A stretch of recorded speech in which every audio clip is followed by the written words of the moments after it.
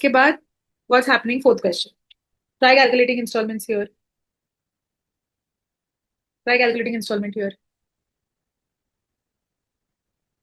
A borrower takes 5,000 at 8% compound interest, compounded half yearly. Compounded half yearly for 3 years. He pays 1,000 each at the end of first and second year. Find the amount he must pay at the end of third year. I think this question we took on our free group. I'm not sure. ठीक है, मुझे याद नहीं ये लिया था कोई और लिया था. But we can definitely solve this question. I think सोहम वाला भी लिया था हम, ये वाला है ना, ये लिया था शायद हमने. But anyways I hope you understood. यहाँ पे डायरेक्ट फॉर्मूला एप्लीकेशन था. अब यहाँ भी डायरेक्ट फॉर्मूला एप्लीकेशन हो सकता है क्या? नहीं. क्यों? क्योंकि are there equal installments that are paid periodically? No. They have said that some fixed installment was paid for 2 years and now you have to equate it all by paying remaining amount in third year.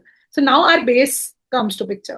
That is why formulae or shortcuts are not always applicable. You have to be very smart कि कहाँ वो apply होगा. ठीक है. तो यहाँ क्या बोला है कि here we will take the timeline approach. हमारे इंस्टॉलमेंट्स में हमने सीखा था कि at t equals to 0, if 5,000 rupees was taken at 8% compounded half yearly for 3 years, so then what is the amount? Amount is P into 1 plus R will be 4. R will be 4. It is 8% का 4% हो गया. Raised to power 6. It will be raised to power 6 because it's 3 years now. So you'll, and compounded half yearly, it will be raised to power 6. And then at t equals to 1, you pay this 1,000. At t equals to 2, you pay this 1,000. At t equals to 3, you have to pay some x. And they're asking that what amount you will have to pay. तो उसके लिए क्या करना पड़ेगा? हम ये 1,000 को भी बोलेंगे ये 1,000 at the end of 3 years because at this period becomes 1,000 into 1 plus 4 by 100 raised to power 4 raised to power 4. Why? Because it increased for 2 years and this is compounded half yearly, right? This 1,000 becomes 1,000 into 1 plus 4 by 100 raised to square and this x remains x. So now what we are supposed to do is whatever this amount was to be paid is to be equated through the installments that was paid and उन सबके values adjusted basis the timeline they were paid. तो इससे हमें x की value निकालनी पड़ेगी. सही है. ये 1081.6 है. ये 1.1698 1000 into 1000 भी करती हूँ तो ये 1169.8 है. ये 6326.6 है. ठीक है. तो x की वैल्यू क्या आ जाएगी?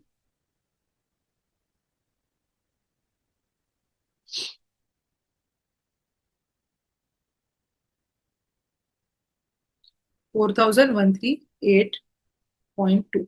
So this is your answer then. Fair? Fair? Okay. Good. समझ गया ना क्यों कैसे क्या? ठीक है. तो इतना पैसा भरना पड़ेगा और completely paying off the debt. चलो अब ये करो fifth. This you solve. Is the last question of installments. ये समझ गया तो इंस्टॉलमेंट समझ गया, बात खत्म है फिर हमारे लिए. टेंशन लेने की जरूरत ही नहीं है. कैसा हो रहा है ये? Store runs 2 schemes. Washing machine का इतना प्राइस है. Scheme 1 is you get 15% discount on the price if you पे अपफ्रंट. यू पे अपफ्रंट. डायरेक्टली 1,000 रुपीज पे कर दिया, तुम्हें 15% डिस्काउंट है. 15% मतलब 1,500 रुपीज डिस्काउंट, मतलब 8,500 का वॉशिंग मशीन, राइट? तो स्कीम 1 के हिसाब से इसी टाइमलाइन पे t इक्वल्स टू 0 पे प्राइस कितना है? 8,500. कैसे किया मैंने? 10,000 पे 15% डिस्काउंट निकाला. सो 8,500 का मुझे पड़ रहा है मेरा washing machine. Second scheme says you can pay in 5 annual installment of 2,000 each starting today. So scheme 2 is 5 annual installments. 0, t equals to 1, t equals to 2, t equals to 3, t equals to 4, and t equals to 5. You pay 2,000, 2,000, 2,000, 2,000, 2,000. Which scheme is better? They're asking which scheme is better. Now, can you add all this 2,000 and say कि अरे ये तो 10,000 का है और वो तो 8,500 का है? ऐसा बोल सकते हो क्या? तुम कर सकते हो क्या? ऐसा बताओ मुझे. Yes or no? Can we add it like that? Can we add all this 2,000? Can we add all this 2,000 and say it is total 10,000? Yes or no? No. Why can't we do that? We cannot do that. Why? Because we just discussed that there's something called as future value of money. This 2000 in 2026 is not equal to 2000 in 2027, is not equal to 2000 paid in 2028. Right? हर साल वो 2000 that you have paid उसका value अलग है. Right? So you will have to, if you have to compare amount, they have to be at similar time period. You cannot add like that. अब यही तो future value of money सीखा ना हमने. हम जब इसके पहले इंस्टॉलमेंट्स पे कर रहे थे और हमने जो पूरा कॉन्सेप्ट ऑफ इंस्टॉलमेंट सीखा फ्यूचर वैल्यू ऑफ मनी से, उसमें हमने क्या सीखा? We basically learn that this X rupee was not directly added with this X rupee and this X rupee से एक्स प्लस एक्स 3x कर दिया था क्या? नहीं. हमने बोला कि if I have to pay total 1331 and this 1331 is the value at t equals to 3, so now I'm going to calculate all my other values at t equals to 3. So then I'm like, this x at t equals to 3 is this much. This x is this much, that x is this much. Did we add directly? No. Because that's not how you can add. You can add money only on the same timeline. That is why all the installments we equated कि t equals to 3 पे उनकी क्या value होगी और फिर उसके बाद हमने इक्वल किया. ये 1331 की वैल्यू 2027 में थी और बाकी सारे भी 2027 की वैल्यू है. 2024, 2025, 2026 की वैल्यूज हम नहीं ले सकते. यही था ना कॉन्सेप्ट. तो ये भी यही होगा कि अगर तुम 2000 रुपए पे करके इसे पे करते जा रहे हो तो ये डायरेक्टली ऐड नहीं होंगे. You will have to equate सारों का वैल्यू. You will have to equate all the values. You understand? So you cannot calculate just like that. So how it's going to happen? तुम्हें रेट ऑफ इंटरेस्ट दिया नहीं है, चलो rate of interest 10% assume करो. ये ऐसा अज्यूम नहीं कर सकते हैं. कैनॉट बी डिटरमाइंड आंसर होगा इसका. बट क्योंकि रेट नहीं दिया है तो यू जस्ट सिंपली से cannot be determined. Okay. But actually it can be determined. I'll tell that later. But calculation wise it cannot be determined. So what we are going to do is we are going to be like, okay, ये t equals to 5 है ना, तो t equals to 5 पे सबकी value calculate करो भाई.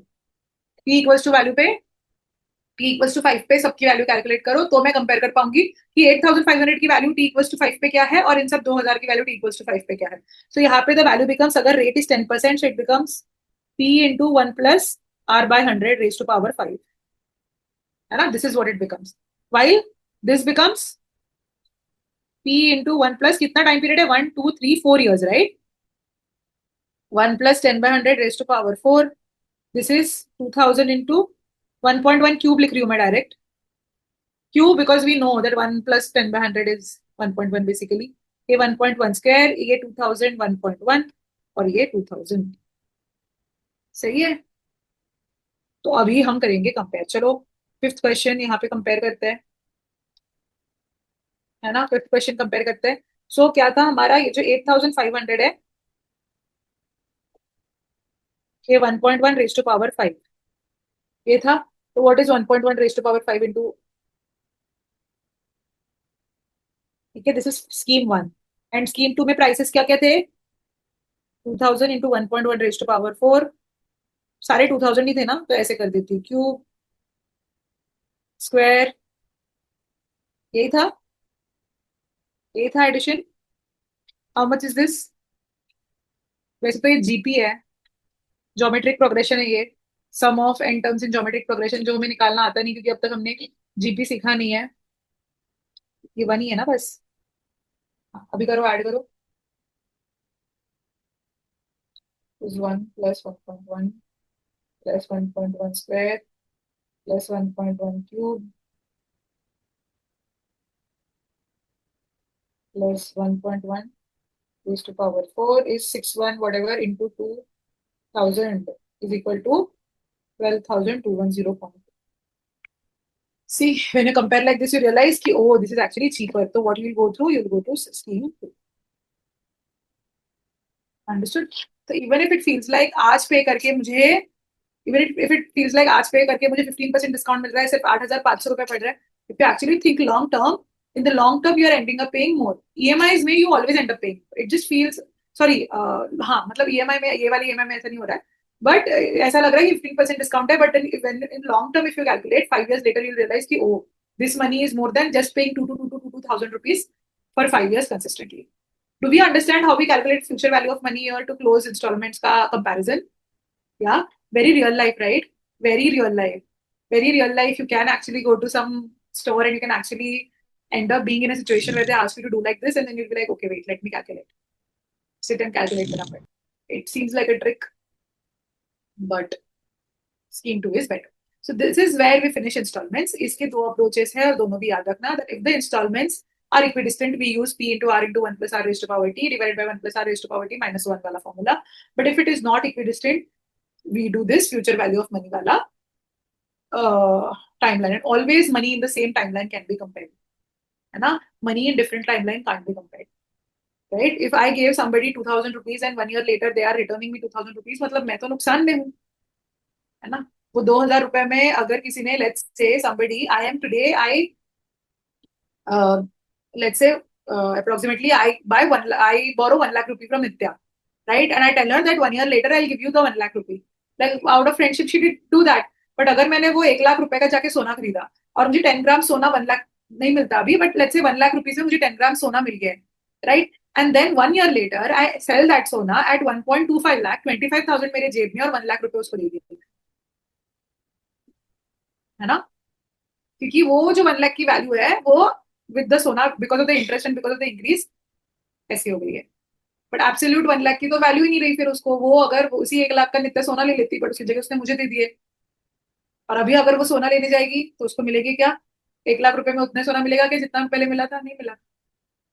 सो future value of money equates these things. I don't want to confuse you further, otherwise ये economics में चला जाएगा. अभी बोलते बोलते मुझे रियलाइज हुआ. But I hope you understood कि we can add money or equate money only on the same timeline.